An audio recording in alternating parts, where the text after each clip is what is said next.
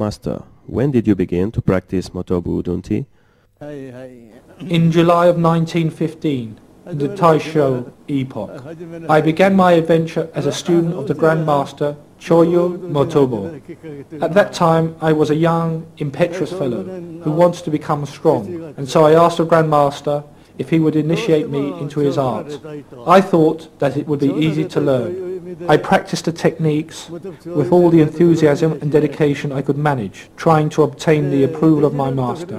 It did not take me long to realize that it was more difficult than I had thought, and that it would take time, sacrifice and dedication. After 6 months of training, my master made me a gesture of recognition that pleased me enormously. The Grand Master approached me and asked me if I was capable of completing my studies and achieving my vows as a student. At the time I did not understand the reason for the question, but nonetheless I answered yes. I felt proud that my master paid me attention and had recognized some of my aptitudes. From that moment onwards, my training became more arduous. I had to surmount greater difficulties and undertake tasks which involved me more and more in the art. But my resolve strengthened, and when I was depressed, the treatment I received from the Grand Master, treating me as if I formed part of his family, encouraged me even more. I began training at 12 years of age, but only at 17 did I start to practice properly Motobu Udunti. After 5 years of preparation, I discovered that the techniques were tremendously difficult, and the effort continues. During the first times, I practiced a lot of techniques like Tuki and Keri, attacks of empty hand and legs. Tuki is one of the preferred techniques in our style, and for that reason the Grand Master insisted in its perfection. Afterwards I trained in Tobagiri, techniques for jumping, used generally for escaping when surrounded by enemies. The characteristics of our school were originally designed in principle for combat against a single opponent. My master insisted that we should not use fixed targets like rag dolls. These enemies cannot move, he said. One has to practice with an opponent that could move. When one practiced with the Grand Master, it was noticeable that his stomach was as hard as a tire. All my punches were first absorbed and then bounced off. The master was a man of great strength who made real technical advances.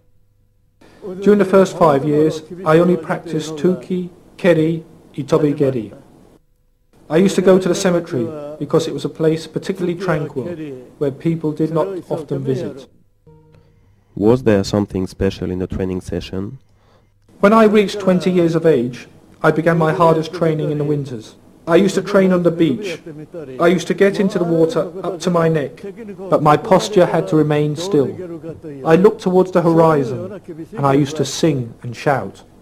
I sometimes had to swallow the salt water, and the cold attacked my body, but I used to train like that 3 times a week. It was dangerous to do it every day, since it could damage the respiratory system. These training systems were made during November, December, January, and sometimes in February. At first, I used to wear a scarf around my neck. The Grand Master noticed it and told me that I should train with greater serenity and dedication. I therefore changed my attitude and took off the scarf before entering the water.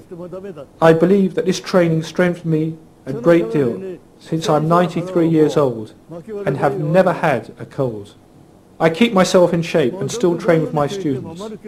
This is due without doubt to the fact that I have never abandoned the daily training session, and that I have faithfully followed the designs and teachings of the Master.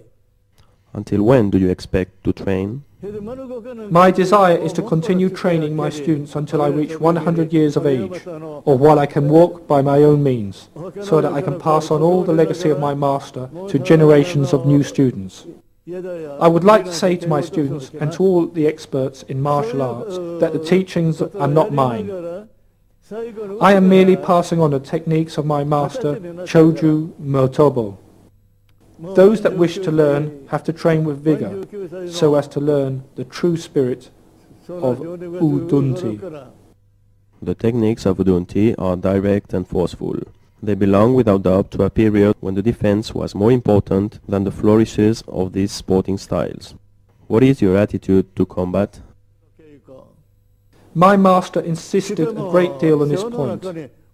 He told me that Udunti is a technique for killing. Its applications are mortal, and so they should not be used except for saving life. The practice of bujutsu is very positive, but one cannot disregard other aspects of life, such as healthy relationships and family life.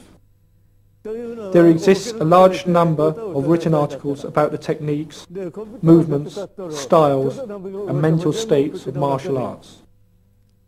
It is fairly easy for me to judge if the content of these articles is authentic or false, since with my age I have seen not only many things, but I have passed through the different stages of learning martial arts. It is very important that students are able to select an adequate master. I had vision in this respect. Afterwards, one only has to follow the discipline assiduously on a daily basis. It worries me, the fact that recently many masters of karate die extremely young. Previously, it was not like that. I believe that there must be errors in their training.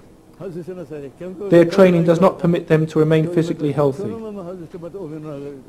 I believe that they tend to tense excessively their bodies and legs during the daily training sessions, and as a consequence they develop arthritis and other health problems. In olden times, training was very different. During the training sessions we used to stretch our backs. We would raise our shoulders, stretch upwards our arms and then downwards, expelling the air.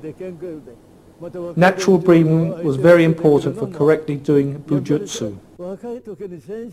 Among the techniques practiced in this school is Tinu Mutu. These types of exercises are necessary not only for karate, but also for conserving the health of the students. What recommendations would you give to young students?